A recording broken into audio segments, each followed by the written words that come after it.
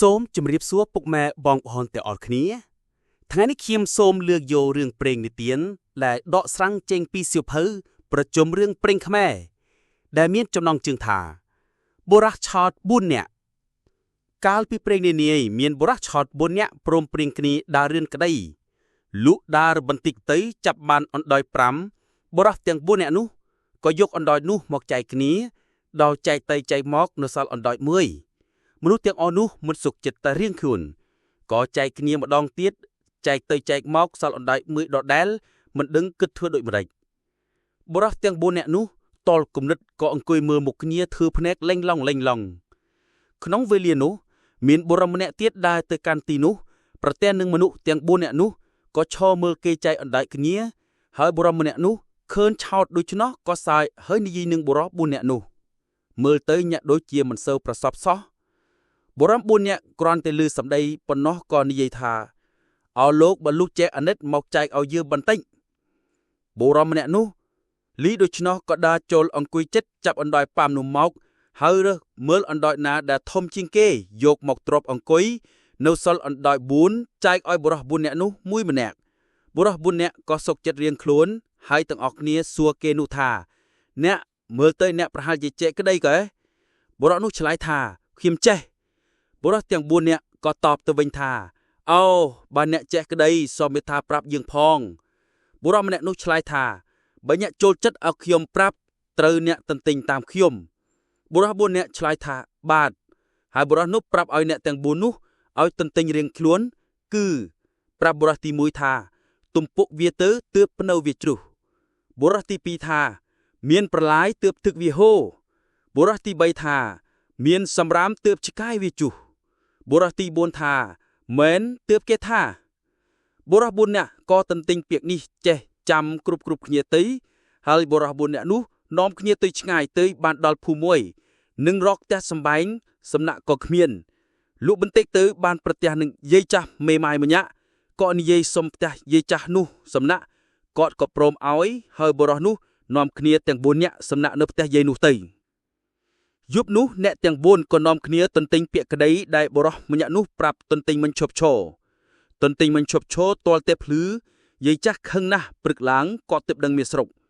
យប់មិញនោះមានបុរស4នាក់មកសុំផ្ទះខ្ញុំសំណាក់បុរសទាំង4នាក់ចេះតែនិយាយទន្ទិញទាល់តែភ្លឺតែមិនដឹងពាក្យថាដូចម្ដេចស្ដាប់មិនបានសោះខ្ញុំខានដេកវល់ព្រឹកហេតុនេះខ្ញុំមកប្តឹងលោកសូមលោកហៅមនុស្សទាំង4នាក់នោះមកជំនុំជម្រះឲ្យខ្ញុំមេស្រុកបានស្ដាប់ក៏ឲ្យបំរើទៅហៅមនុស្សទាំង4នាក់នោះមកហើយសួរថាហេតុដូចម្ដេចបានជាឯងទន្ទិញអ្វីតលតែភ្លឺរោគតែយាយចាស់ស្គាត់ដេកពួនមិនបានចុះដែលឯងទន្ទិញនោះតើទន្ទិញពាក្យអ្វីបុរសទាំង4នាក់នោះឆ្លើយថាខ្ញុំទន្ទិញពាក្យក្តីបុរសទាំង4នាក់នោះបង្គាប់ទៅវិញថាចូលឯងរត់ញីសូត្រពាក្យនោះម្ដងម្នាក់ទៅមើលអញនឹងស្ដាប់បុរសទី1ថាទំពុកវាទៅទើបភ្នៅវាជុះបុរសទី2ថាមានប្រឡាយទើបទឹកវាហូរបុរសទី3ថាមានសម្រាមទើបឆ្កែវាជុះបុរសទី4ថាមែនទើបគេថាស្ដាប់ពាក្យនោះហើយមេស្រុកក៏កាត់សេចក្តីថាឯងទាំង4នាក់ត្រូវនៅជាខ្ញុំបម្រើយាយចាស់នេះបុរសអស់នោះក៏ទៅនៅធ្វើជាខ្ញុំបម្រើយាយនោះទៅយាយនោះគាត់ប្រាឲ្យធ្វើការសពសារពរតែរាល់ថ្ងៃលុះនៅនឹងយាយនោះបាន2-3ខែទៅយាយគាត់ប្រើបុរសទាំង4នាក់នោះឲ្យទៅកាប់ឈើធ្វើទូកអ្នកទាំង4នាក់ក៏នាំគ្នាចូលទៅព្រៃធំហើយដែររកឈើណាមានប្រហោងទើបកាប់លុះចូលទៅដល់ព្រៃជ្រៅបានប្រទះឈើធំមួយដើមមានប្រហោងបុរសទាំង4និយាយគ្នាថាយើងបានប្រទះឈើប្រហោងហើយយើងត្រូវនាំគ្នាកាប់ឈើនេះបុរសទាំង4មូលមាត់គ្នាក៏កាប់រលំឈើប្រហោងនោះលុះឈើជិតរលំបុរសទាំង4ស្រែកថាកូនយើងជិតរលំហើយអាណាម្នាក់រត់ទៅចាំទ្រកុំឲ្យបែកឈើយើងក្រែងធ្វើទូកមិនកើតបុរសម្នាក់ក៏ស្ទុតទៅចាំទ្រដល់ឈើនោះបាក់មកសង្កត់ស្លាប់ធ្វើមាត់ស្ញែងបុរស3នាក់ឃើញដូច្នោះក៏សើចថាយេអានេះខ្លាំងណាស់វើយឈើទំហំប៉ុណ្ណឹងក៏តែវាទ្រាំបានហើយវាសើចថែមទៀតបុរស3នាក់នាំគ្នាមើលបុរសម្នាក់ដែលស្លាប់ដល់យូរពេកក៏ស្រែកហៅថាយេមកឆាប់ឡើងនឹងឲ្យទៅឃ្លានបាយណាស់លុះឃើញនៅស្ងៀមក៏នាំគ្នាដាក់ចូលទៅមើលដល់ដឹងថាបុរសនោះស្លាប់បុរសទាំង3ភ័យណាស់និយាយគ្នាថាយើងនៅមិនបានទេតែយើងខំនៅមុខជាគេប្តឹងថាយើងវាយសម្លាប់អានេះបើដូច្នេះត្រូវយើងនាំគ្នារត់ ថាហើយក៏ព្រមព្រៀងគ្នារត់ទៅដល់ពេលយប់វង្វេងផ្លូវមិនដឹងរត់ទៅឯណាក៏ស្រាប់តែវាលវល់ទៅត្រង់កំពង់ផ្ទះយាយហើយនាំគ្នាលួចទូកយាយនោះអមទៅត្រីមកខាងបុរសទាំង3នាក់ចោះទូកម្នាក់នៅខាងកន្សាយបែរមុខទៅខាងកន្សាយម្នាក់នៅខាងក្បាលក៏បែរមុខទៅខាងក្បាលម្នាក់ទៀតអង្គុយកណ្ដាលបាចទឹកទូកតែមិនបានស្រាយខ្សែចំណងទូកនោះចេញ